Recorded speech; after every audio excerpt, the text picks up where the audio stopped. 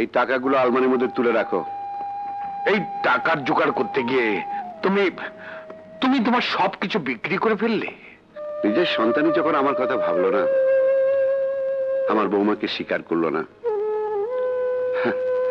কি হবে এই জায়গা জমি দিয়ে? বাঁধনকে আমি কথা দিয়েছিলাম রকিব হাসান চৌধুরীর টাকা আমি পরিশোধ করে দেবো। যাও টাকাগুলো রেখে এসো, যাও। বাবা, বাবা, বাবা, বৌমা, বাবা, বৌমা, বাবা, বৌমা, বৌমা, আমি আমি স্বপ্ন দেখছি না তো? ওঠো মা, ওঠো ওঠো ওঠো ওঠো। না বাবা, এটাই সত্যি। কিন্তু ওই হতচ্ছাড়াটা কোথায়?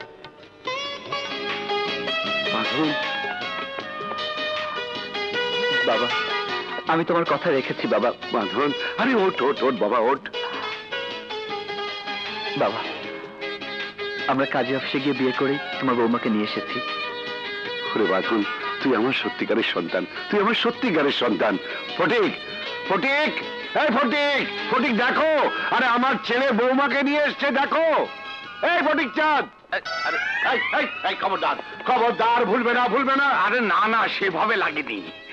আরে বাঁধন একেবারে বিয়ে করে বউ নিয়ে আগমন। এবারে যাও গ্রামের লোকে খবর দাও, কাল ধুমধাম করে ওদের বিয়ের অনুষ্ঠান করতে হবে।